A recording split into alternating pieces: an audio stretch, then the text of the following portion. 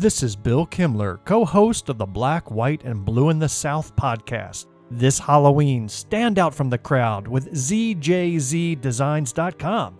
Their brand new limited edition spooky prints are here to haunt your wardrobe in the best way possible. With 5 new chilling designs, you'll be ready for trick-or-treating, haunted houses, and everything this spooky season has to offer.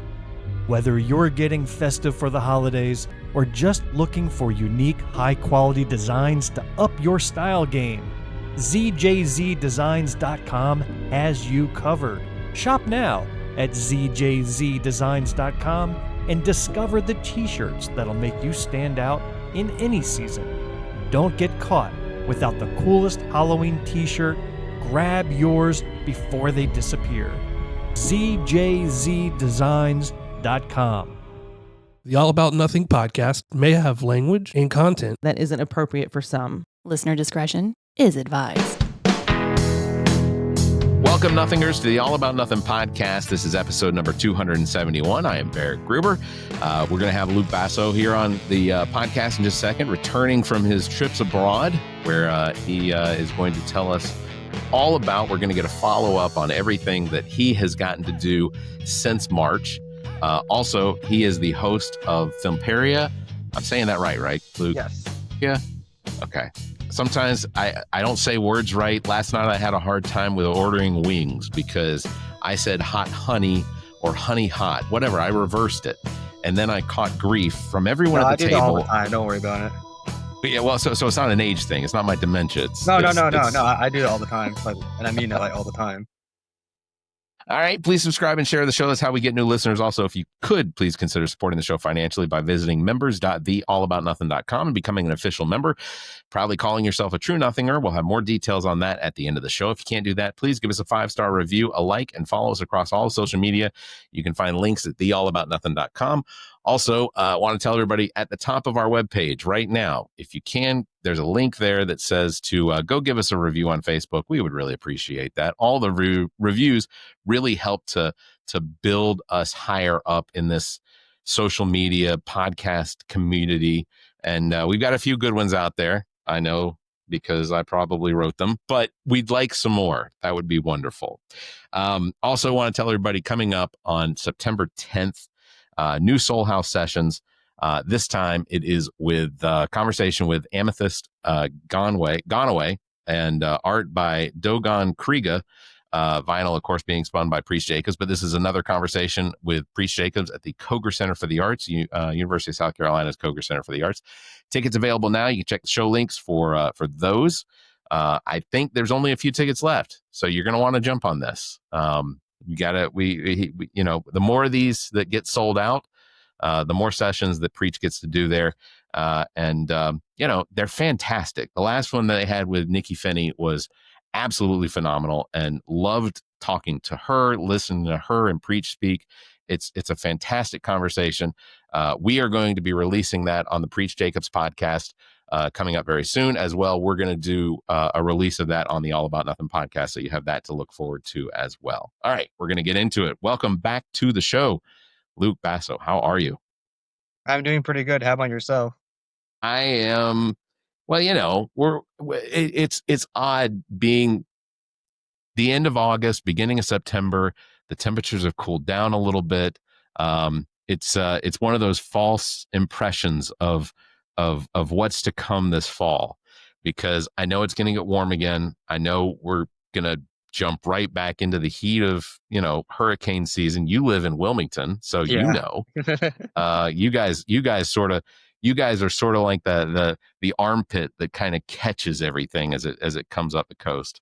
But you haven't been home. So where have you been? What has been going on? Okay, well, the main thing is back in July, I was in Afghanistan for 6 days, and that was the highlight of my summer, Afghanistan, and probably the highlight of my year, because I've been playing that for so long, and I say that as my most successful trip. Everything worked out. I came back alive, thankfully. That was my main concern. Was okay. It was like most trips, people are worried about, like, oh, is the transportation gonna be okay? Is the hotels gonna be okay? No, my main concern was, am I going to come back alive? Like every day, I was worried. Like, okay, this something could go wrong. Was there a genuine concern for your Yeah, life? I was more worried about ISIS-K than the Taliban. There was there's still a big threat over there. Well, not as big as I used to be, but I was still worried about them, that I needed protection. Yeah. From certain locations. How okay, so well, first let's just talk about the Filmperia. So you have a YouTube channel, Filmperia, links are in the show notes, that you interview, just to give everyone a recap. You talk and interview people that either were active in wars, to get their stories, and it's fantastic, by the way. Every time you release a new episode, or a new episode to your channel, I go and watch it. I saw the one with your grandmother. Oh, thank you. She had the opportunity. She was in England, in Great Britain, during the Blitz. Yes. And like, she got to tell her story about that. Did you know? I mean, I'm sure you knew prior to that, but were you surprised by some of the things that she told you during that interview? I've heard these stories throughout all my life, but it was nice getting all at one go, all at once, and it'll be there forever. And like I said, I've said this multiple times. I'm glad to preserve all these stories for everyone to see. A lot of my family and her friends, they knew she was in World War II as a Blitz survivor, but they didn't really know the full story. And now a lot of people saw that, and they got to see what she went through during her childhood. It's absolutely fantastic. You also sat down with a Hungarian civilian. Yes. Yeah, and which there's two parts to the interview. I need to get to the second part when I can. During World War II, he was living in Hungary, and then when he was a teenager, years later, he took part in the Hungarian Revolution, and I got to get to interviewing that one. So that was pretty cool. I got to hear both stories. What you do is so cool. Like, Thank you. and everyone should absolutely go and watch. Again, Filmperia on YouTube. You also sat down with the mayor of Wilmington. Mhm. That was cool. That was sort of outside of the, I guess, the context of what you have Yeah, it's mostly a little on different than what I do, but I have questions, what I want to hear from him, and he did an interview. He was really approachable. I like him a lot. He's helped me a lot too. He's given me a lot of people who I can get in touch with for my next trip for Ukraine, which I plan to go to late November. He's also giving me some Goodness. veteran contacts too. He's been very helpful. I like him a lot, and that's very nice for him to sit down to do an interview about local issues. This is a little different than what I do, but I had a few other elected officials on my channels before. I had my congressman. I plan to have my sheriff on, my county sheriff on channel soon when he's available. I get he's so busy, but he's agreed to do it. And when him and I run into each other, the first thing he says is, "Luke, I promise we'll do the interview. I'm so busy right now, but don't worry, I'm not forgotten about you." Yeah, no, I get that, because we have politicians and sheriffs and stuff like that I get emails from people that want to be on the show, and it is, so sometimes it's, the immediate interest is they want to come on the show, which is fantastic. That's And I pretty love cool. that. And it's to me, it's still weird sort of at this stage. I've been doing this now for almost 9 years, or we're going to be moving into the 9th season of this podcast. So it's still crazy to me that there are people that reach out to us that want to be on the show. And it's difficult for me to understand why. It's me and Zach. Zach does goofy impressions, and I give boisterous opinions on politics that don't necessarily really line up with everybody else. But I don't know. It's just interesting to get that sort of feedback, and the fact that you are now building something. We'll be competing with the media empire, the Basso media empire here at some point. It's coming. So tell us about Afghanistan. So from the beginning to arriving back home, because we couldn't give any details when you were on last. The only thing I knew is you were going to Afghanistan, and that you were going to be the attempt, or the plan was to speak with leaders of the Taliban. There's a couple of them that you said that you were going to try and get in interviews with. So how did all of this happen? How did it all go So down? we gotta start from a year and a half ago. I'm friends Okay. with this YouTuber named Lord Miles. He what happened with him a long time ago. He's been to Afghanistan in and out before, during, and after the Taliban takeover. So he got to see what it was like from all three perspectives. Yeah. He was there during the fall of Kabul, actually, and he wrote a book about that. It's over there. He actually got the Taliban to sign it, actually. Or- Wow. That's great. and then, so what happened was, after the Taliban took over, he went back to Afghanistan.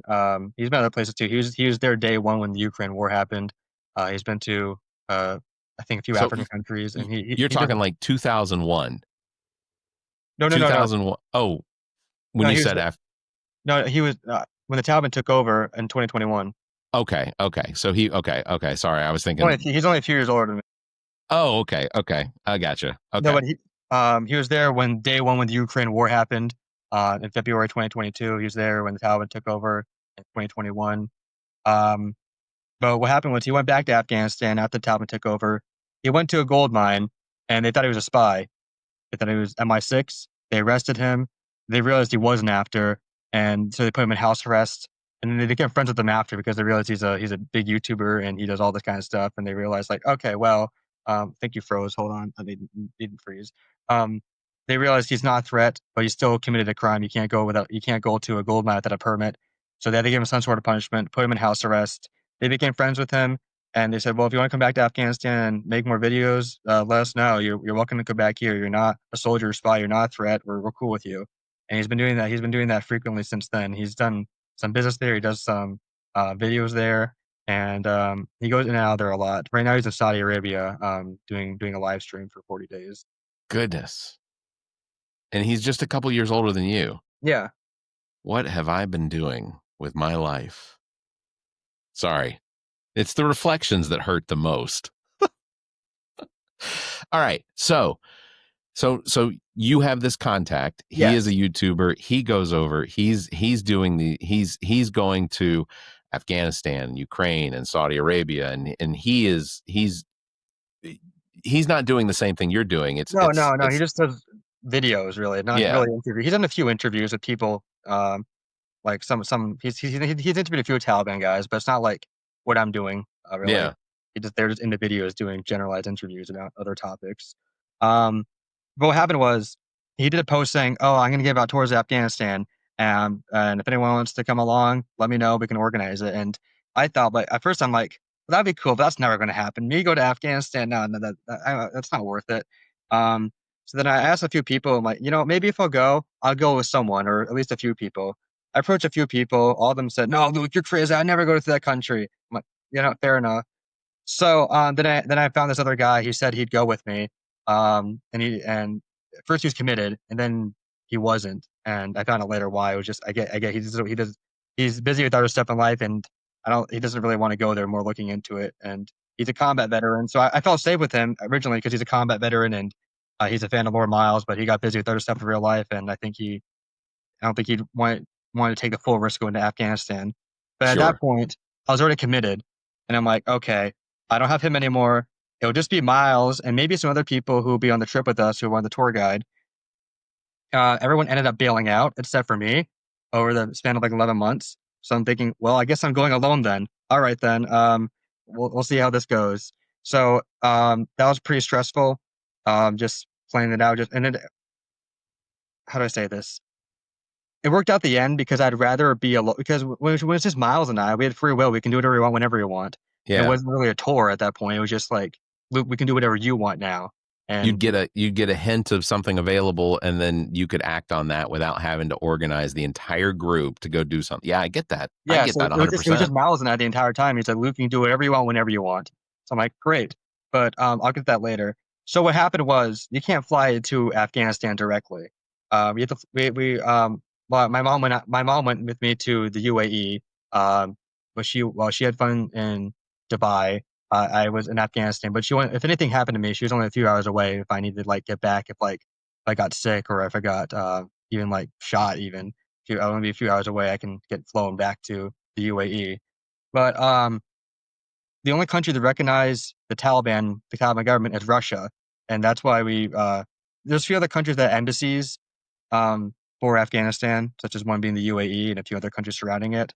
But the options were like go through Pakistan or the other, like, like the Stan countries like Turkmenistan, Tajikistan. Yeah. I'm not familiar with those countries, so like, I'd rather go to the embassy in Abu Dhabi, in the UAE than the other countries. I don't know the exact countries that have embassies with Afghanistan, like the other Stan countries, but Dubai is the UAE is the most westernized, the most safe out of all of them. So like, okay, I'll go there, and Miles will meet me there. So we met him in Dubai. Then we would travel to Abu Dhabi. Now, usually it takes time to get these passports, not these passports, these visas. Visas, yeah. It takes time to get them. But no, because everyone at the embassy knows who Miles is, I got mine like the next day. Okay. Everyone knows who he is. We walked in. They're like, "Oh, Miles, good to see you. Miles, I saw you on the news recently. Miles, your new video is great. Ha ha ha." They all loved him. So I knew I wouldn't have a problem if I stuck with him the entire time. Let me just say, what an interesting reaction, because Miles is from the United States. No, correct? He's British. He's British. Okay. Yeah. So, but being a Westerner, because Great Britain and he's white. Yeah, he's white. Yeah. And he's a white British Christian. Being a Westerner in what is basically Arab, Persian, these are countries that don't necessarily always look fondly on Westerners, but you get these hints that's celebrity status, that sense of popularity sort of gains that notoriety, and they become, because ultimately a background check on Miles or on you should be very simple to do. They really, all they have to do is just look at your YouTube page. You have years of videos where you've spoken to veterans, but it's pretty easy to get that information. So you guys walk in to get your visas. Very simple, because Miles has this halo around him that grants him a little bit special access. Because he goes in and out of that country all the time. So Yeah. they're used to him. He goes through usually the UAE to do this. I want to go back a little bit, because I make it sound like this trip is cut and dry, as it was not. Because, like I said, that so many people bailed out on it, and it's not like, oh, well, let's go to France or England, or let's go to the Bahamas or Japan or something. No, it's Afghanistan. It's the only country that recognized them is Russia, and that happened while I was there. So before then, no one recognized them except for a few places at embassies, which does not mean they recognize them. It just means they have some relations with them. Yeah. A few things, what got in the way of this was, right before the trip happened, Pakistan and India had a conflict, and then Israel and Iran had a conflict, and this was not too far apart. And Miles jokes like, "Oh, if a war happens while we're there, you're gonna get all your money back. Trust me, you get a full refund on everything." So, well, look at the positives. so yeah, I guess look at the positives.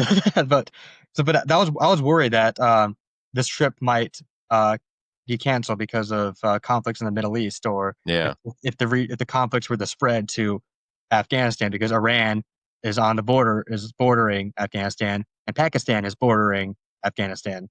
So I was extremely worried. And then I heard rumors about like, oh, if this escalates, Afghanistan might have to get involved just to defend the border, like they might need to secure the borders or something like that.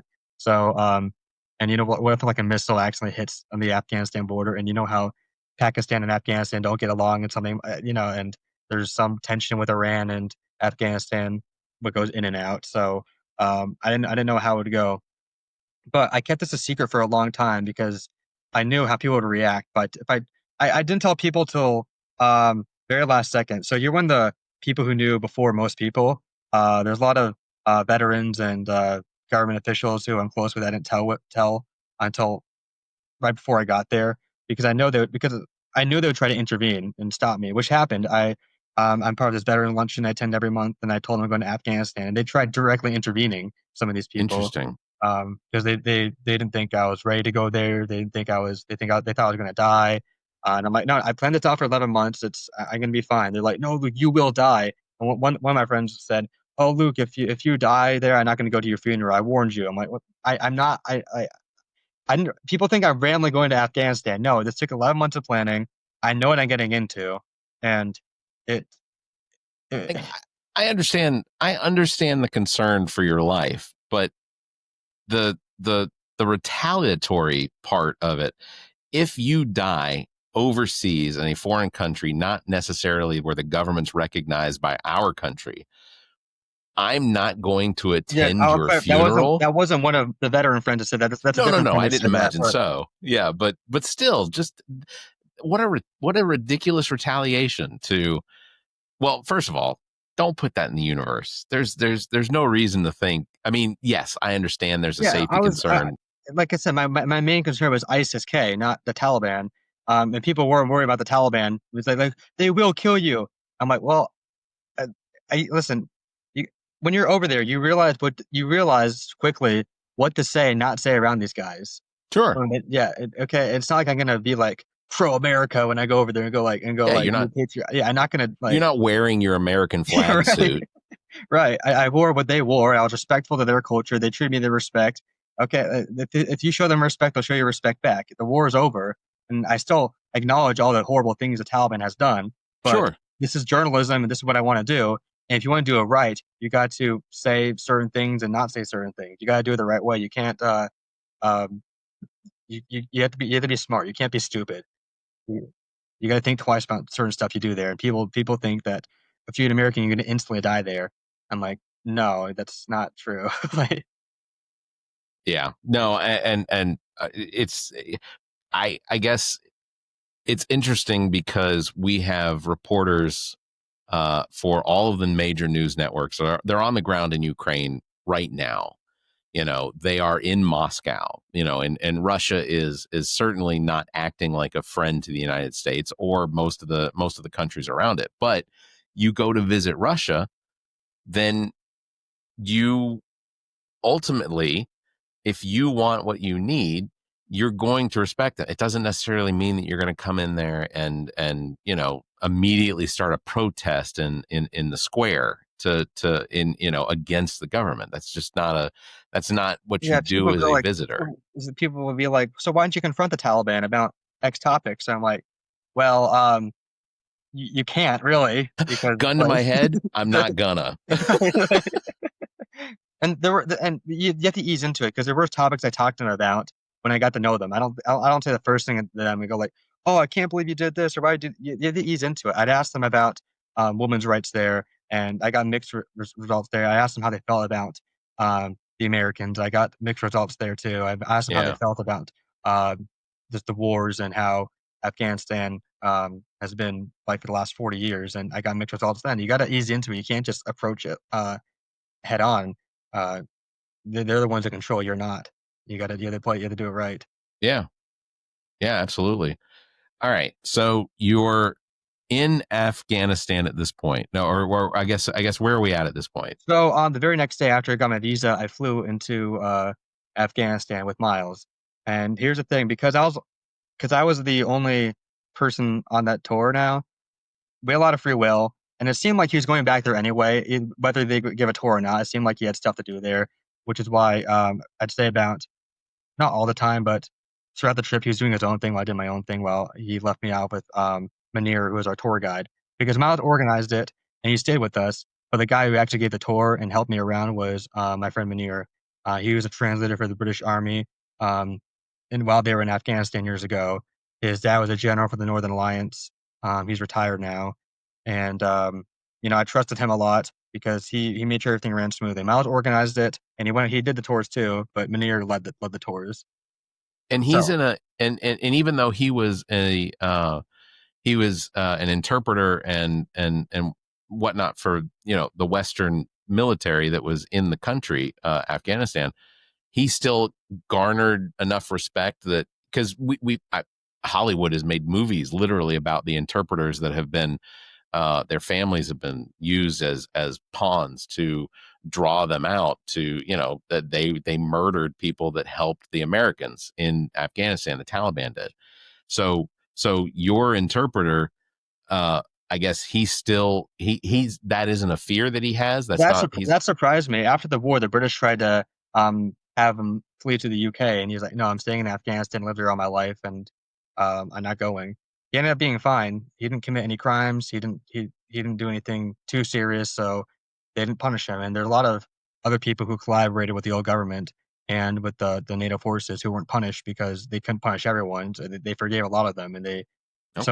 some of them did what they would call crimes, Taliban. Some of them didn't, and I don't think Munir did anything illegal. He just translated. He was just a generalized translator for the British Army. He didn't actively do anything Yeah. against the Taliban. And ultimately, during a war, there is virtually no real economy that's going on. The only way that some people can make money if they happen to speak English or can interpret, then that's the job that they take. And I don't think from the Americans' perspective, we see these people. I see these people as heroes to what basically made our attempt at westernizing Afghanistan that made it more feasible. Because if you don't have people on the ground that know the people, that know the communities, that know the language, that know how to get around, then if you can't operate completely off of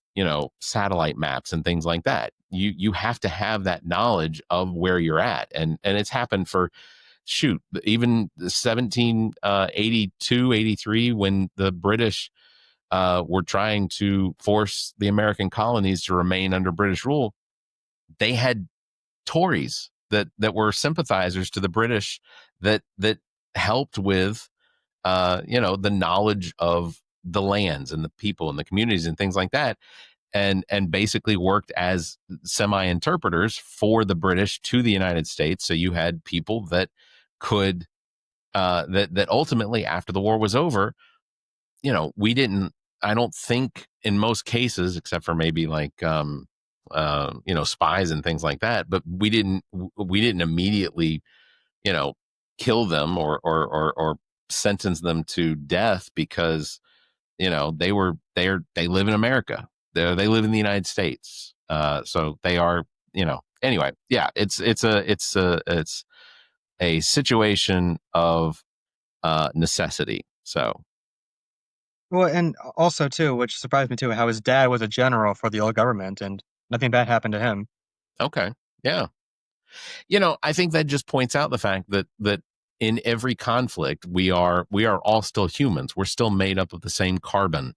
That we all have the same hearts that beat, and I'm not sympathizing with the Taliban or with ISIS or anything like that. We can look at any war. We can look at World Yeah, War II or Vietnam. How there's a lot of after World War II, a lot of Nazi generals ended up helping us in the Cold War. NASA would not be a thing if not for the scientists that ultimately the United States paid to move here to basically push us further in the space race. The genius of rockets and jet propulsion and things like that. A lot of it came from Germany post World War II. So you can't deny the benefits the United States has made. So anyway, that's my congratulations. That's my diatribe for this episode. So, excuse me, I'm chewing ice. I apologize. Okay. So you're in Afghanistan. What is the main mission that So you have? my main mission is I want to interview Mujahideen fighters. Mujahideen was a group that fought the Soviets um, when when the Soviet Union invaded Afghanistan Yeah. about 40 years ago, and I wanted to interview a lot of old Afghans who fought the Russians. Those are the only ways I can find them who are in Afghanistan. These people, they're not that you can't really uh, Zoom call these people or find these Yeah. people in the United States. A lot of them, a lot of the ones who were Mujahideen, they're not technology. They don't know how technology works, and a lot of them don't We're speak English talking either. A lot of them yeah, don't we're know how to talking about farmers and yeah, sheep herders a lot of and them don't speak English too, and the only way I can find these guys was, in Afghanistan itself. yeah. So, that's the only way you can really do is going there. Yeah, there's some technology in Afghanistan, but outside of the capital, there's really nothing. Yeah. And I mean, it's hundreds of years behind in society for hundreds of miles. It was hundreds of miles of just deserts and mountains, and yes, I had limited technology and limited Western stuff in Kabul itself, but outside of there, it's pretty much nothing. It's amazing for a region that gave us mathematics and algebra, physics. Like this is an area of people that, if not for the recognizing and the invention of some of the things that we use as fundamental. I mean, computers would not be a thing if not for thousands of years ago, someone coming up with algebra and trigonometry and things like that. This is, and at some point, I guess, either because of outside influence or internal influence, they sort of made the decision that they would not move forward with a lot of that. I'm guessing it probably had a lot to do with external influence. Just I have to imagine. So anyway, sorry. So you're looking for Well, to go back on your question of my goals there. So, yes, interview the Mujahideen. A lot of them ended up becoming Taliban. Another reason too is I potentially want to be a correspondent when I'm older, and I'd rather find out now than later. I'd rather either something I want to do, like going to whatever, depending on what list you look at. Afghanistan is like either the first, second, or third most dangerous country in the world, and this is what reporters are doing every single day. And I'd rather find out now than later that if this is something I really want to do, because I do plan to go to Ukraine in the future, and this is I don't want to say a stepping stone, but this will prepare me a lot of what I could be doing for the next 30 to 40 years of my life. I don't even think it's a stepping stone. This is a huge boulder that you have. Cause it's not something that I have on my radar as something that I've even thought that I wanted to do. So you have climbed a mountain to do what I don't think others even think about as something. Like I love interviewing interesting people and talking about things that are interesting from the perspective of what I think listeners or the audience is going to enjoy. But going to Afghanistan and sitting down with someone who literally held probably an AK-47 in their hands to try and fight off the Soviet invasion of their country it's never occurred to me as a thing to do. And the fact that you have that passion, I think is incredible. Oh, thank you. Those are stories that have to get told. Like otherwise they're going to be lost. When these people are no longer with us, these stories of what they did and the success that they had in keeping the Russian or the Soviets out. There's very few interviews with these people Yeah. all over YouTube. There's very few of them. You can find, even for just the last war, when NATO was there, there's very few Taliban interviews online you can really find. There's so many American and British interviews you can find about the war, but very few from the other side. And that goes for all wars. It's hard to find German World War II interviews. It's hard to find Japanese World War II interviews.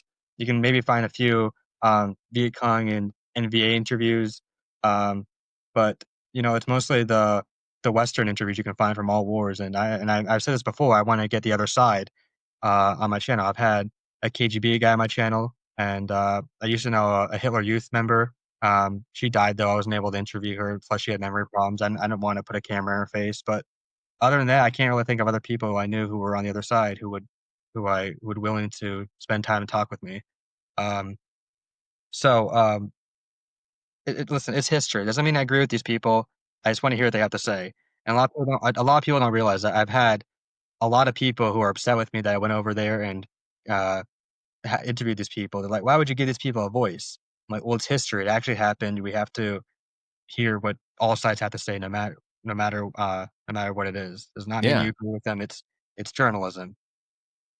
Totally agree. That's one of the reasons why I extend offers to people that have different opinions than me on politics, is because I want it's not necessarily that I'm just some will say that I'm giving them a medium to express their voice, and I say, well, I think that when it comes to history, because everything we record and put out there is going to be out there forever.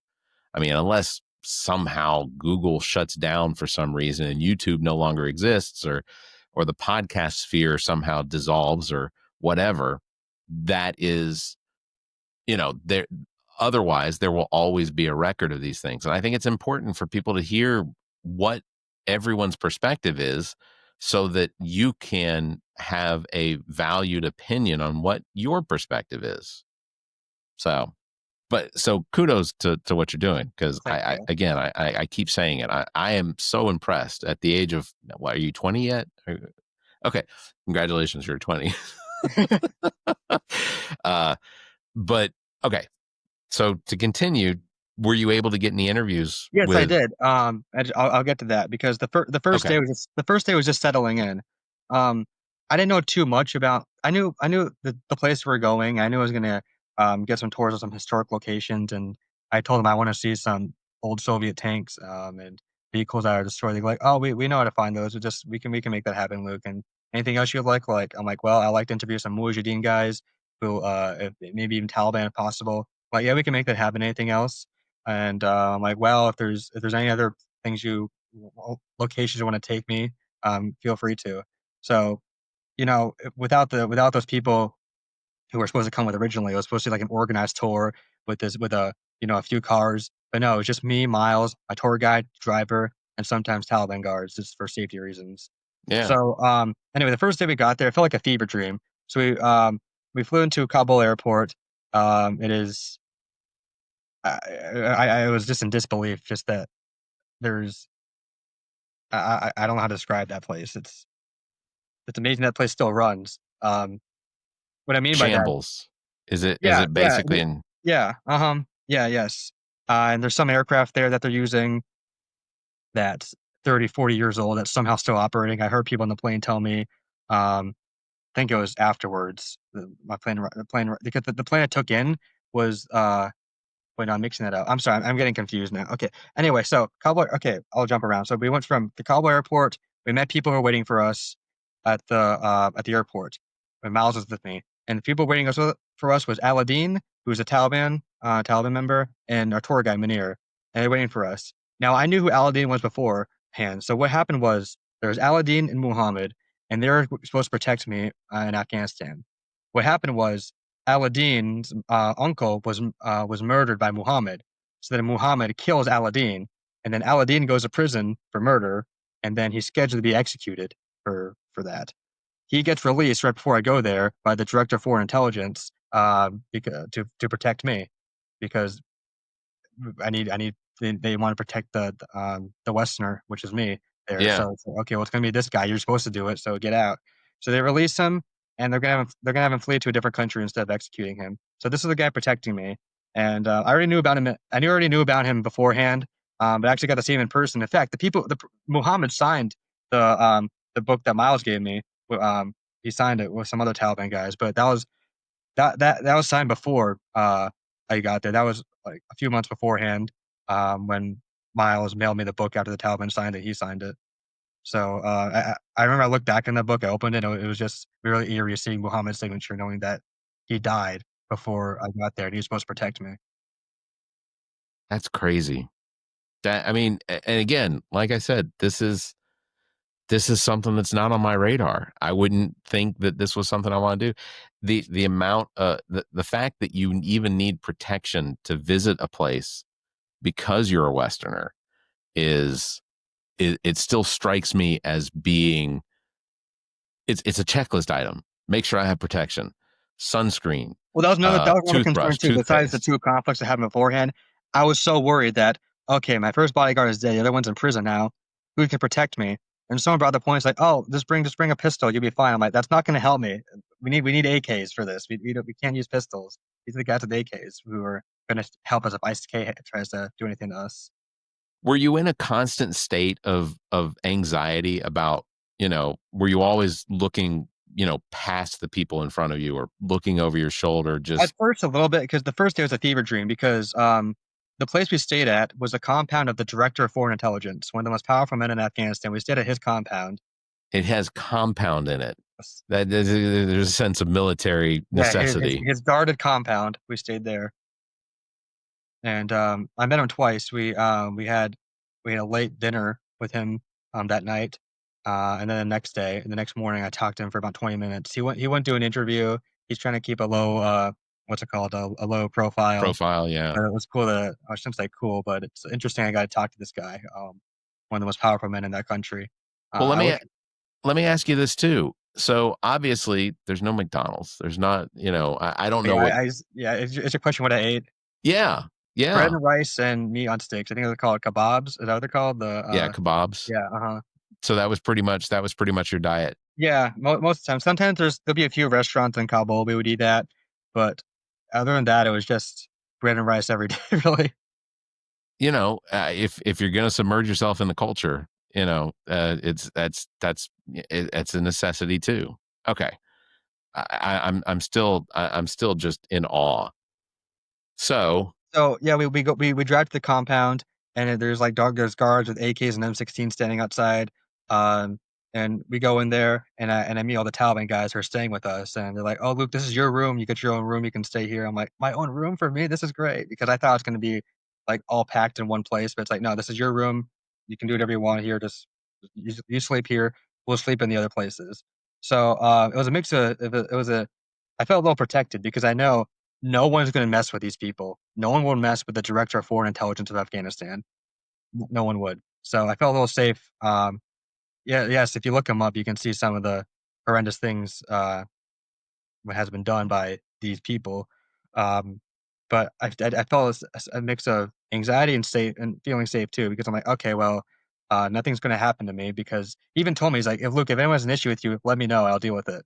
Because wow, he wants to, what he's trying to do. I get his perspective. He wants to bring tourists to Afghanistan, and he wants his country to open up, even yeah, though he doesn't have, even though he's not that high position to open up tourism.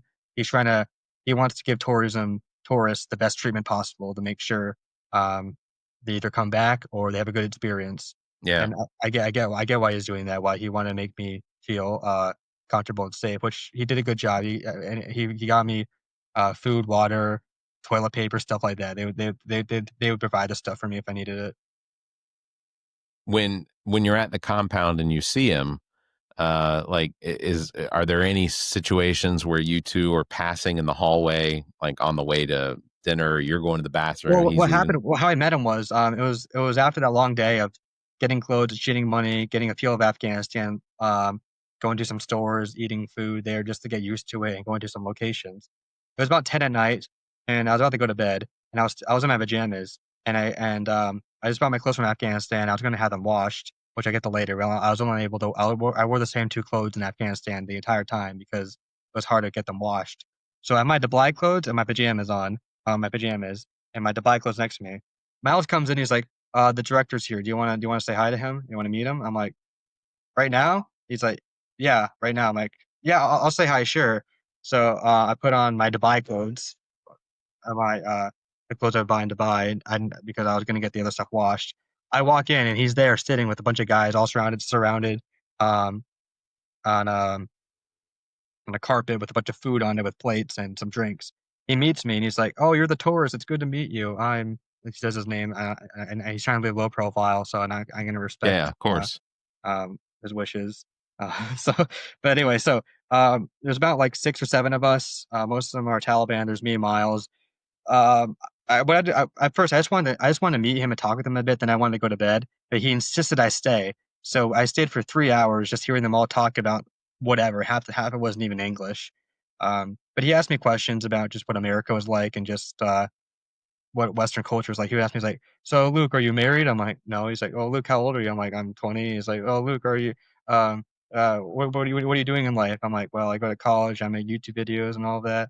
He's like, "Okay, okay." He just wanted to see like who I was beforehand. Yeah, And from what I heard, that he treats other tourists, how do I word this? I don't know. Like he treated me better than most tourists who were there. Who've been He treats tourists well, but from what I gathered, he treated me better than other tourists who've been there before. Probably because I was younger or something. I don't know. I think I was one of the younger ones he met, and he was just more curious of me because he knew he's like, "Wait, Luke, what race are you? Are you Asian?" I'm like, "Yeah, I'm Filipino." He's like, "Oh, cool, cool, cool." And then he asked me, "So what religion are you?" I'm thinking, do I tell him this? And Miles said, "Oh, I'm Christian." I said, "Oh yeah, I'm also Christian." He's like, "Oh, cool." I'm like, "Okay, he's tolerant of other religions. That's good to know. He's nothing bad will happen. Okay, he's tolerant of Christianity. Okay." Um, I forgot other questions he asked me, but he asked me a lot of questions about my life in the U.S. And I don't know if it was a tactic of him to gather intelligence of me, or or if he's actually curious. But I get he wants to know who was staying at his compound, Yeah, because I get yeah, that.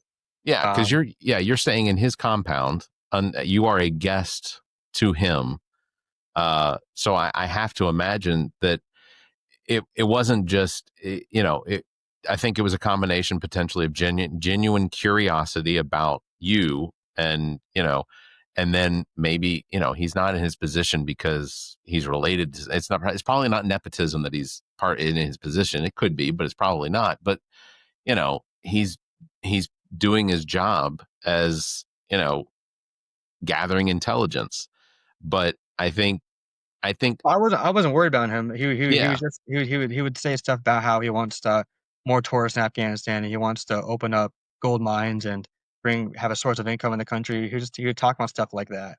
Yeah, he cares about the country he is from. I think I think that's respectable. So, listen, I appreciate he's treating me well, but it doesn't mean I agree with this guy what he's Sure, done. agreed. I looked Completely up so agree. many things about this guy, and he's yeah, he's done some pretty bad stuff. Yeah, but I'm glad that nothing bad happened to me, and he treated me very well. Especially, I'm the only guy in the room without a gun, except for Miles and me, and everyone else has AKs or M16s or pistols and all I was that. gonna say they're all displayed, right? This Yeah, they're all is displayed. They're all holding it with their backs, or they're holding it while they're eating food. So, and then halfway through, I'm like, can I go to bed? I'm getting hungry. He's like, no, no, no, no, no. Get him some food and some water. And so I'm like, okay, well, he's insisting I stay. I'm not gonna rebel against this guy. right. I'm gonna wait till he's done and go to bed. And even Miles is like, oh, he's tired. Let him go to bed. Okay, it's midnight now, or 1 in the morning. I'm like, yeah, I'm gonna go. He's like, okay, Luke, good meeting you. Then I ran into him the next day because we were gonna go somewhere. Then I was getting my stuff, and I'm like, oh, hey. And he's like, oh, Luke, good to see you. How are you? I'm like, oh, I'm good. I was just here to get my stuff. He's like, no, Luke, let's chat, let's chat, let's chat. So we talked or whatever. He actually looked at the postcards. Yeah, I got my postcard. Now, So what did I say? I don't remember what I said. it, I, well, I said, there were no state secrets that were given away. You didn't give away your position or anything. You sent me a postcard. You said, Barrett, this trip was a huge success. I got some great interviews and was shown a lot of respect from the people that from people that found out that I am an American. So that was all you said on it. okay, so that was probably one of the later postcards, because I remember throughout the trip when I had free time, I would just start writing them. So Yeah. I don't think he looked at yours, but I know he looked at his. You mean I can't get his DNA off of this? That's no, no. But I understand that He there's was a looking through them to see what I was like writing, which I get why he was doing that. yeah, yeah, 100%. I don't have to agree with his policies or his politics to understand to recognize that he still has to protect himself, not only from Westerners like us, but even from people within his own country that would potentially seek to take him out of his position, or to so I have to imagine he is also under constant threat. He Which is lives in a why compound, he wouldn't do an interview. He's trying to lay a low profile. right? Which I wish that would have probably gone viral if I got this guy to talk in an interview. That would have been good, but I certainly understand his concerns, and you're already putting yourself at pretty serious risk Yeah. anyway. So Mhm. let's not take advantage too Yeah, I much. don't want to ask for too much, because he's already let me stay at his compound, and he's Right? already giving me food and water. So Yeah. I can't ask for too much, and I'm not gonna be like, oh, please, please, let me. And I don't want no. Anyway, I was able to get some good interviews later on. So, but throughout the trip, it was just sightseeing, finding people to interview, and just going to some locations and seeing what Afghan culture and what the country's like, and just learning about Afghanistan and their point of view. Now, the people I interviewed, um, so I got 2 good interviews. It was supposed to be 3. We were supposed to interview Aladdin, and then halfway through he wanted money, and we're like, "No, we're not paying you for an interview." Wow. So we just You dropped can't that. blame him for asking, though. Yeah. You know. He's like, "Yeah, I'll do the rest of it, but you gotta pay me." I'm like, "Okay, we're not gonna pay you to do an interview now." So, and we're like, okay, we'll get other people instead. So the people we got, I don't know how to pronounce their names. I'll just tell you what they did. So there's one guy we drove to Jalalabad to meet him, which is I think 6 hours away. We drove on the Kabul Jalalabad road to meet this guy, and that's one of the most dangerous roads in the world. It's on a cliff, most of it, and there's always boulders falling down and rocks crashing, car crashes happening, and people just dying all the time. It's super dangerous there, and it used to be way worse in the war because there's always helicopters getting shot down every, like, hour. There's Yeah. always artillery firing on the hill. There's always, snipers and rockets going off, IEDs, ambushes, and, more car crashes from just it used to be way worse, but it was pretty dangerous going on. I felt pretty anxious going there because it's literally on a cliff, 1/3 of the size of Mount Everest, and we're just there's nothing protecting you from falling. There's no rules of the road in Afghanistan either. There's so many cars. There's so many. It was pure chaos. Drive on the And left or the right? that I don't Just remember. wherever. Yeah, I don't. Wherever there's space. No, I don't think we're. I don't remember. That was such a small detail. That was the last thing I was Yeah, like that's fair. looking at. That's fair. But I've traveled to Mexico, and while I think that they drive on the same side of the roads as us, I'm not entirely certain Yeah. because I'm pretty sure there were times where we were on the opposite side of the road as traffic's coming on our right. So yeah. Anyway, that place it's like 2 lanes and there's like it's just cars swerving all over the place. And I even asked them, I'm like, "Are we gonna be okay? Are we gonna die?" They're like, probably not. We'll see." So I'm like, "Okay, well, it's like okay." 70-30. Well, yeah. Yeah, there's like this, I'm like, I was like, "Well, yeah, we'll be okay." If we have an accident, just hope for death. Just Yeah, because the hospital's not close. well, it was just constant driving on there, and then the rest of it was like desert or mountains. So anyway, we meet this guy in Jalalabad, and he's this older Afghan who fought in the Soviet-Afghan War and later became Taliban. And he used to know Osama bin Laden personally. And what happened was I gave him topics to talk about. He didn't speak English, so I said, Munir, here's a list of topics. Talk to him about this kind of stuff. And then afterwards, I'll have the interviews translated, which I haven't got to yet. I'm I'm relying on Miles to help me translate them, but he's busy right now. But Is this so the situation where you're like so you've written down or you've given all these topics, you have given them to your interpreter? yes, I'm sitting next to him, and they're communicating to Okay. each other. And So you're I'm in the recording. room. Yes, mhm, Okay. yes, and he's talking, and I hear key words. I'll hear like blah blah blah blah blah blah blah, Osama bin Laden, blah blah blah blah blah blah blah blah blah, boom boom boom, pew pew pew, like stuff like that. I would hear like Yeah. I can tell what some of the stuff they're talking about. So we got to interview him.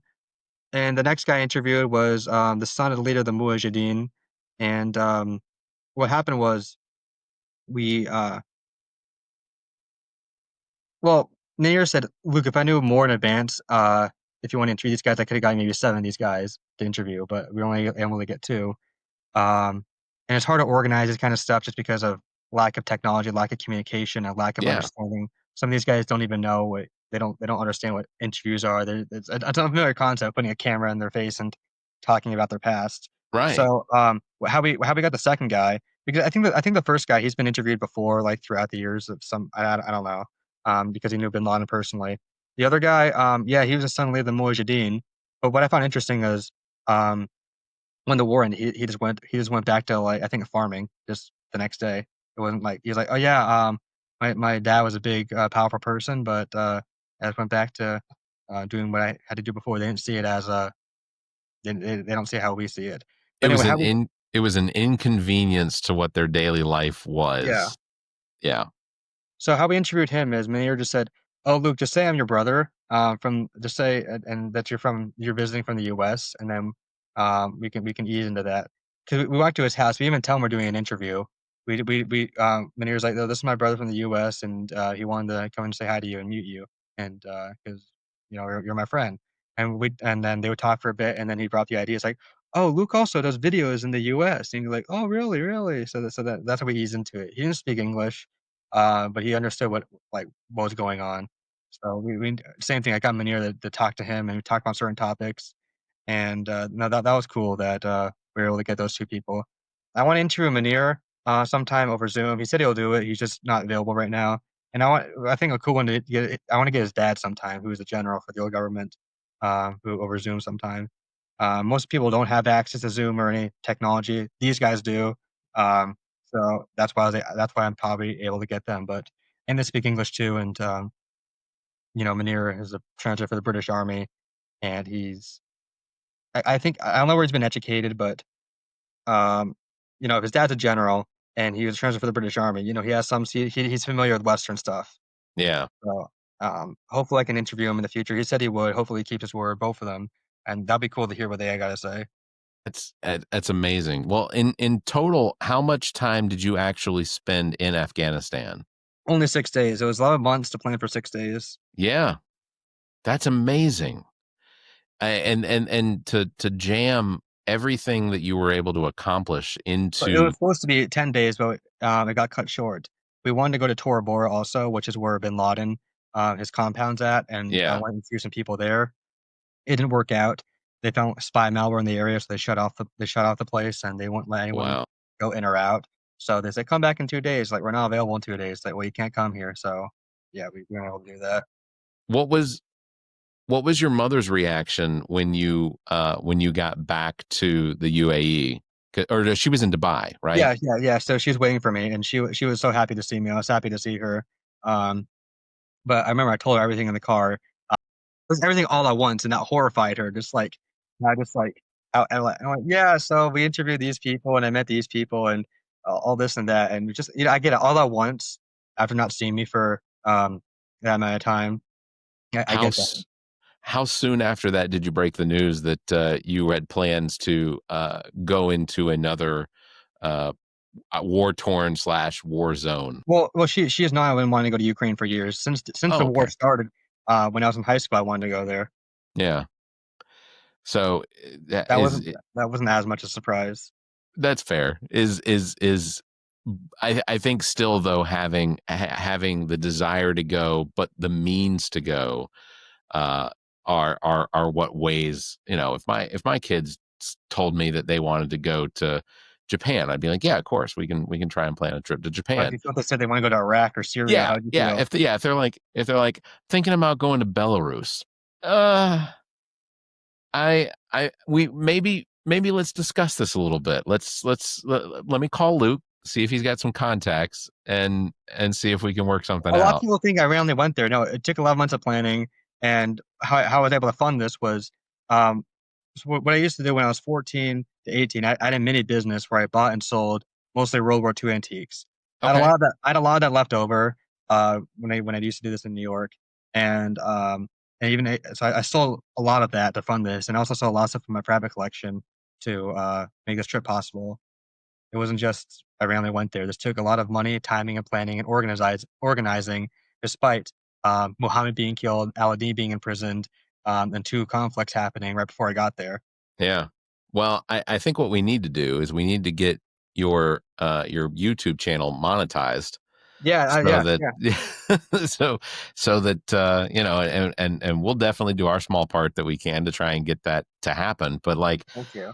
We get if you get monetized, then absolutely. Well, I can express my life, and that's what I want. That's what I want to do is do stuff like this.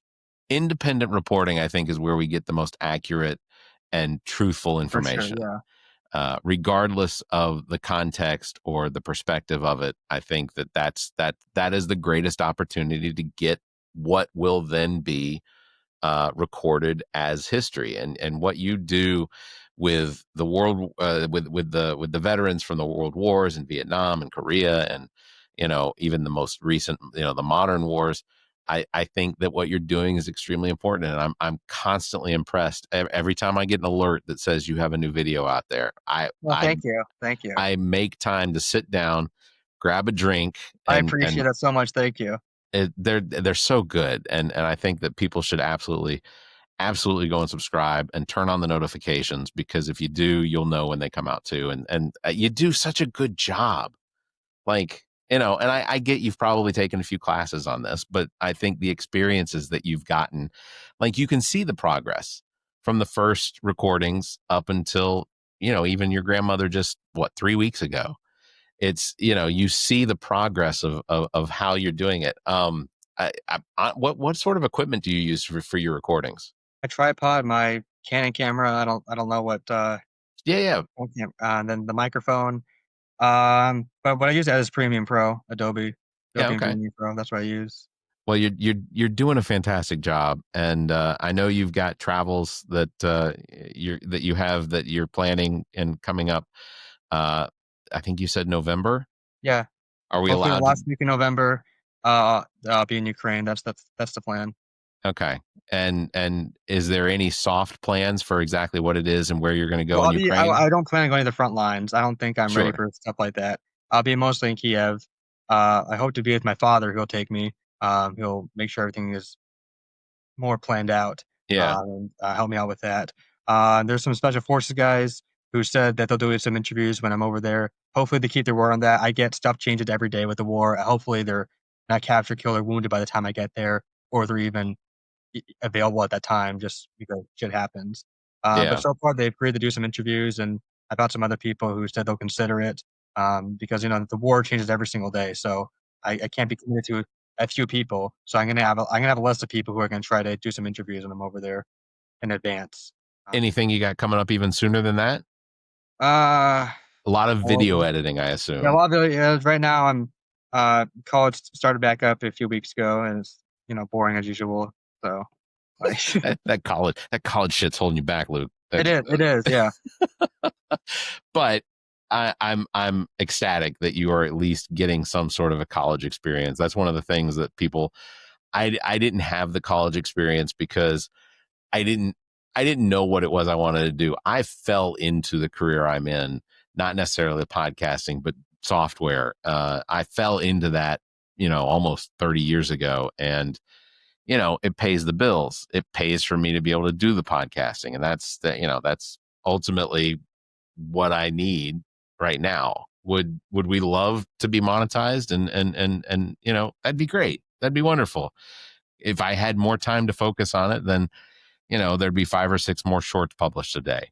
But it's just I have to sometimes find that that motivation to do the things that I know I have to do.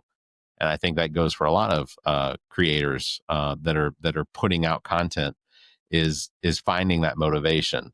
But you seem to really you have the passion for that motivation, and that motivation then drives your content. So it's a really cool thing to watch. And I am so thankful that when we were sitting at our table in Wilmington, North Carolina, and you came and talked to us, because ultimately I have enjoyed everything you've done and getting to know you. And your safety is important to me, but get that story. Well, thank you. Thank you for being so supportive. I've had a lot of mixed results of going to Afghanistan. Most of them been pretty positive, but I get a lot of people who are not familiar with this kind of stuff. They're horrified, or they think I'm pro-Taliban now, which is ridiculous. It's, it's And I have a lot of stupid people thinking like, they're like, oh, you need to be investigated by the FBI and CIA. I'm like, what do you mean? Like, they're like, oh, you're a terror supporter. I'm like, what the fuck are you talking about? What? This is journalism. And to those people, I would just say, fine. If you have some contact with the FBI and think that I need to be investigated, then send the FBI this way, because there's nothing to hide. The portraits we have General Petraeus on my wall, the former director of the CIA, and we have William Webster, the former director of the FBI, on there. Okay, I don't know what these guys are on about. They haven't really fully looked into what I'm doing. It's a lot of these people who don't know me that well, who are criticizing me. They don't understand. The people who find it cool are the veterans themselves. They find the coolest thing. They're freaked out that I did it, but they find it cool that I was able to actually pull it off. And I've met veterans a lot of them who fought in Afghanistan. They find it amazing that I was able to go back there as a American civilian and did what I did. And these are the guys who fought over there, not the people who are so-called Facebook warriors or just people who are just watching the news. There's been a few news outlets who've interviewed me, and there's been some horrendous comments of these people. But then I look into what they're doing, and they haven't really looked into me, or they don't know that they're just not knowledgeable when it comes to journalism or politics or history. Yeah, my suggestion is, and this comes from the perspective of I don't care. Yeah, I don't care either. It annoys me, but at the end of the day, I don't know these people, and I don't care. The people who matter in my life are the people who I'm talking to, really. Not the random people who want to hear. Ultimately, I feel vindicated in my opinions about things when I read what they wrote, and then I'm like, oh, well, clearly they must have missed third or fourth, fifth grade, grammar, because what their comment is almost undecipherable. So I know what the context is. I know what they're trying to say. I'm just disappointed in their lack of ability to use vocabulary. So chalk it up. If it's a comment that is just very angry and disheartening about what you do. I'm criticizing the people who are just pure anger. There's no it's just no constructive criticism. It's just they're just shouting names at me, like those people. Well, keep doing it. I think it's outstanding. I'm really glad that your family supports you in it, because I think ultimately that's one of the that is the concrete foundation. That's what's really necessary. So I'm happy that your mother and that your father are both on this trip with you, because it's such a really cool thing. Job, because the war changes every single day. We don't know what's going to happen in November. So the plan right now is to go to Ukraine. Well, if you get to Ukraine and you want to set up a call, we'll talk to you from Ukraine, because that'll be pretty cool. Their technology is a little bit better, it's just dependent. But obviously I don't have to tell you, but it's one of those things. Be careful. It's this is a different kind of danger. In Afghanistan, it was fears of ISIS or kidnapping or terrorism or just unstable. The region being unstable, especially that there's no Westerners to really help me out, and it's just miles of myself. And the only country to recognize, there's no outside support. Like I said, the only country to recognize Afghanistan is Russia. At least in Ukraine, it's westernized, and I have access to modern technology and help. Yeah, they have a worldwide recognized president who, there's already groups and NGOs and other people and groups there to help out if anything does happen. And I'm going to make sure I can get the help I need there, because in Afghanistan, I was alone, really. Yeah.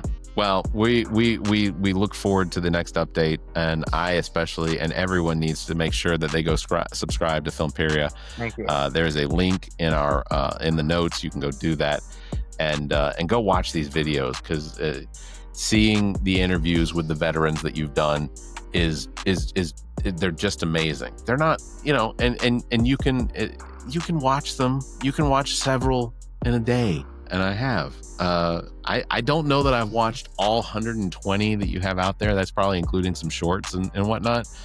But I have watched many of them, and like I said, they are extremely intriguing, and I have enjoyed learning and hearing these people tell their stories from their perspective and what they experience. I think it's phenomenal work you're doing. I keep saying that. No, I really appreciate hearing that. Thank you. Well, Luke, I appreciate you coming on the show again and giving us an update. I look forward to the next one. Like I said, you get to Ukraine and feel like you've got a minute and want to check in, then we'll do it. But if it takes, it might be in a metro dodging missiles, but. Well, either way, ultimately, I don't want. We don't need to. Yeah, I'll just say. I would prefer you be, safely somewhere to do it if that's how it works out. But if it's not until you get back, there's no guarantees. But I do want to send you a postcard if I'm able to get some there. That would be very cool. That would be very cool from Kyiv. That would be awesome. All right. Well, Luke, thank you very much again for being on with me. I appreciate it. We'll wrap this up so that I'm sure you have a Sunday to go about, and or film editing, or setting up your next interview. Yeah, exactly. So all right, well, again, Luke Basso, you can find him on YouTube. It's at Filmperia 1945. But check the show notes for the links. Also want to remind everybody that coming up on September 10th, the next Soul House sessions with Priest Jacobs. It's a conversation with Amethyst Ganaway, artwork by Dogon Kriga, and Preach is also going to be spinning records. So the doors open at 5 p.m. at the Koger Center for the Arts. Tickets available. You can check the show notes for that. So we can get this show sold out for them too. And that is going to do it for this episode number 271. Thank you again, Luke, for being on with us. Links to all of our past episodes, podcast platforms, merchandise, and social media are available on our webpage, theallaboutnothing.com. And if you think our financial model of giving away free content and entertainment is silly and you're in the giving mood, why not become an official Nothinger and support the show? Members get early access to this episode as well as exclusive content. You can visit members.theallaboutnothing.com, or you can find a link on our webpage. You can also give a one-time donation through the same link. If you'd like to be a part of the show, you can call and leave us a message, 803-672-0533, or you can email the show at theallaboutnothing.com. You can also join our Discord server, links found on our webpage.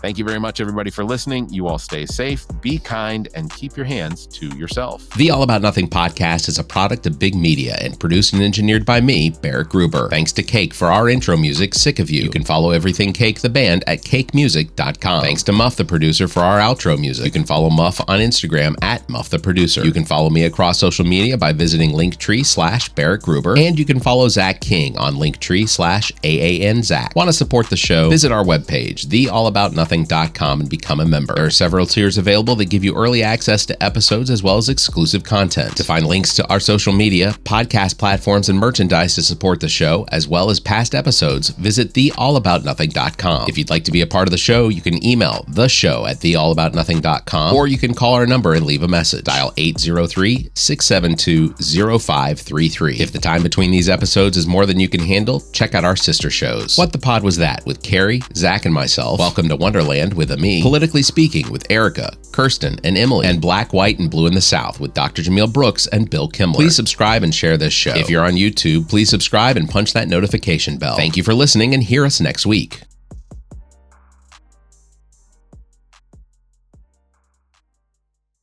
The preceding podcast is a product of Big Media, LLC, and is copyright 2025, all rights reserved.